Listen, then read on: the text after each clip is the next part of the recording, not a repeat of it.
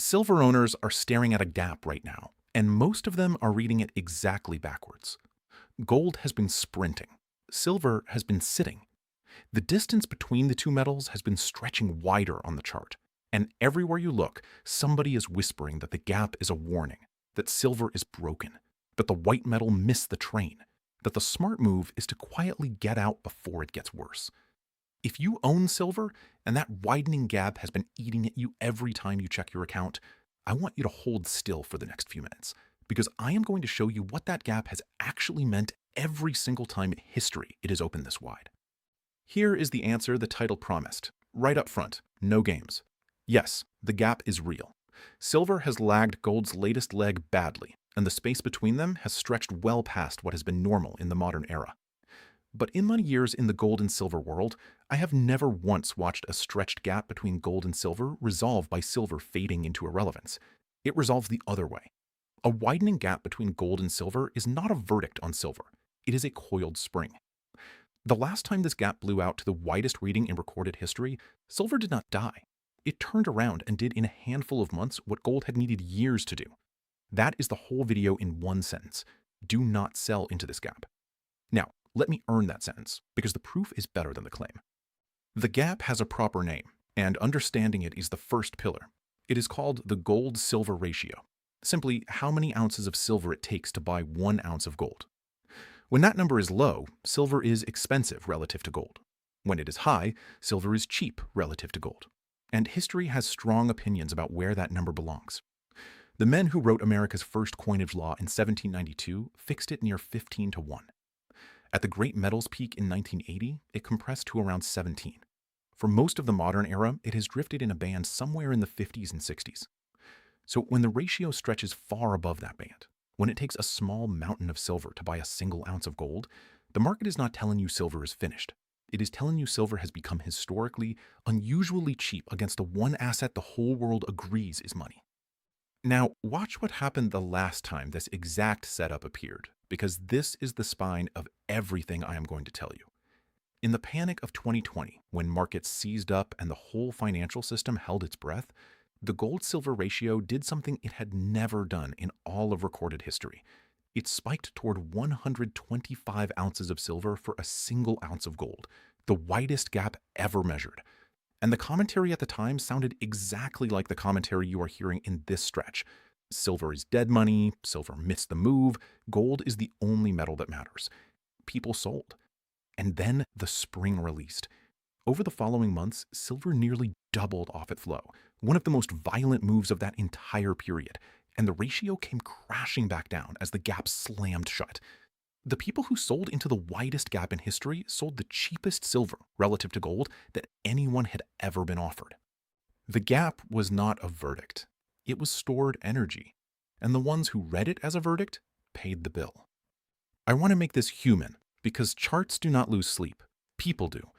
I think of a retired diesel mechanic out in Cheyenne, Wyoming. He spent close to 4 decades under trucks and tractors, setting valve lash with a feeler gauge. And he will tell you a gap is never just a gap. A gap that has drifted out of spec means something is loose, something is building, and when it finally closes, it closes with a slap you can hear across the shop. He rolled his retirement savings into an IRA when he hung up his wrenches, and he put a portion of it into physical silver because he trusts things he can measure over things somebody promises him. In that 2020 panic, he watched the gap between gold and silver stretch wider than anything he had ever seen, and everything on television told him his silver was the mistake. Keep him in mind. We will come back to what he did, because what he did is the whole lesson of this video. But first, here is where it gets strange, because to trust the spring, you have to understand why the gap opens in the first place. Silver lives a double life, and that is its curse in a panic, and its rocket fuel afterward. Roughly half of all silver demand is industrial. It goes into solar panels, electronics, electrical contacts, the physical wiring of the modern world. Gold, by contrast, is almost purely monetary. It sits in vaults and central banks and answers to fear and debt, not factory orders. So when markets get nervous about growth, traders sell the factory metal and keep the fear metal, and the gap opens. Gold holds, silver sags. The screen makes it look like silver failed some test. It failed nothing. It is simply priced in those moments like a piece of industrial scrap, while still carrying, in its other life, the full monetary history of mankind. That mispricing between silver's two identities is exactly the tension that gets resolved, violently, when the fear passes and both engines fire at once. And underneath that double life sits a supply story that almost nobody on the financial channels will walk you through. The majority of newly mined silver does not come from silver mines at all. It comes up as a side effect of digging for copper, zinc, and lead, which means when silver's price sags, supply barely responds, and when demand surges, miners cannot simply open a tap. Meanwhile, the world has been consuming more silver than it produces for years on end, a structural deficit covered by draining above ground stockpiles that took generations to accumulate. And here is the wrinkle that separates silver from gold. Nearly every ounce of gold ever refined is still sitting in a vault or on a finger somewhere. An enormous share of silver, once it goes into a panel or a circuit board, is scattered in quantities too small to ever economically recover. One metal accumulates, the other is consumed. You do not need a price prediction to see what a persistent deficit does to a consumed metal over time. So why does the gap frighten so many silver owners into selling? Because there is an entire machine built to make sure it does. The trading desks and the financial media do not make their money when you sit patiently on insured metal in a vault. They make it on your churn, your panic out, your chase back in, the spread, and the commission on every emotional decision you make. I watched this machine work in 2011 when the exchange raised margin requirements on silver several times in quick succession, and the price collapsed by roughly 30% in a matter of days. While nothing, and I mean nothing about silver's supply, demand, or monetary case had changed that week of history. The fundamentals were identical before and after. The only thing that changed was how much fear could be manufactured. When you understand that shaking loose the impatient is a business model, the widening gap starts to look less like a warning to you and more like an invitation being written to someone. The question is only whether you are the one handing over your metal or the one quietly taking delivery. Now let me give you the honesty that most videos in this corner of the internet will not, because you deserve the full picture, not the comfortable half. I do not know when this gap closes. Nobody does. And anyone who names a date or promises you a price is selling something. Stretched can get more stretched. In the panic I just described, the ratio blasted through levels everyone swore were impossible before it turned. Silver is a violent metal in both directions. The same coiled spring that produces those breathtaking recoveries also produces drawdowns deep enough to test anyone's stomach. This is a case built on mechanism and precedent, not a guarantee, and it is not personal financial advice. What I can tell you is what the history actually shows. Every extreme widening of this gap in the modern era has eventually resolved with silver closing it fast, and I have never seen the opposite. And that brings me to something practical, because there is a lesson from the last few years that changed how the most powerful institutions on Earth think about wealth, and it applies directly to yours. When the reserves of a major nation were frozen by foreign governments, every central bank on the planet learned the same thing overnight. Money held as somebody else's promise can be switched off from the outside. Metal sitting in your own vault cannot. That is precisely why so many American retirees have been moving a portion of their retirement savings into physical gold and silver, not as a bet, but as the one slice of their wealth that is nobody's promise. If that idea speaks to you, my family and I put together the free Retirement Wealth Protection Guide. It walks you through how Americans with $100,000 or more in a retirement account can diversify a portion into physical gold and silver inside the account they already have, the 401k or the IRA, without taxes or penalties, through what is called a self-directed precious metals IRA. This is not just for insiders or the wealthy. If you have $100,000 or more in any retirement account, this is for you. It comes from our family to yours. No obligation, nothing to buy. If you are watching this on your TV, just scan the QR code on your screen. If you are on your phone or your computer, go to readfamilyguide.com. Get the guide and let us get back to the evidence. Because the 2020 spring is not even the biggest piece of the pattern. Go back to the great metals bull of the 1970s. Gold ran from $35 an ounce, when the window between the dollar and gold was slammed shut in 1971, to over $800 by early 1980. And for much of that run, silver was the disappointment. Lagging, frustrating, the metal everyone owned for the same reasons as gold, but that refused to keep pace. Sound familiar? Then, late in the cycle, silver woke up and did not just catch gold's move, It outran it so hard that the ratio compressed all the way to around 17. Silver compressed years of gold's grinding advance into a stretch of months. That is the signature this metal leaves on history. It lags, it lags, it lags, and then it moves so fast that the people waiting for a comfortable entry never get one. Here is another layer most silver owners have never been shown. Silver has kissed the neighborhood of $50 twice in history, once in 1980 and once in 2011, roughly 31 years apart. Think about what that means. Beneath the current bull market sits a base of nearly half a century. And if you adjust that 1980 peak for the inflation between then and now, silver's old high works out to a three-figure price in real terms, a level it has still never reclaimed. Gold has been pressing record territory in the low to mid 4,000s after its strong stretch. Silver, working around the low 60s after its long base, has not even revisited its own old high in honest, inflation-adjusted dollars. When people tell you silver has run too far, that is the context they are missing. Measured properly, the metal is still below where it stood when a gallon of gas cost pocket change. There is one more piece of the 2020 story that ties all of this together, and it is the part that paper traders would rather you never learned. In that same panic year, the price of gold on the New York Futures Exchange tore violently apart from the price of real physical metal in London. Planes were chartered, vaults scrambled.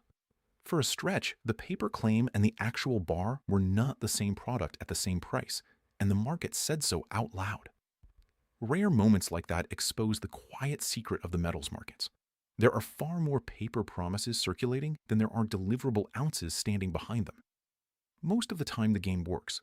In the moments that matter most, it strains. That is why everything I say about owning silver assumes metal, allocated, physical, in a vault with your name attached, not a ticker that represents someone's obligation to maybe find metal later.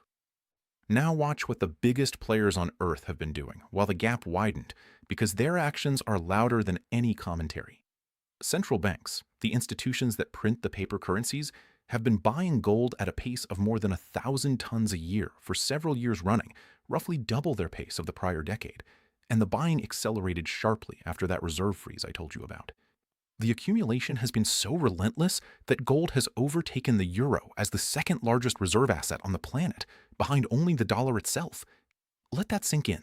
The people who manage national money have quietly made metal a bigger pillar of their reserves than the currency of an entire continent. They do not buy silver directly, their vaults are built for gold.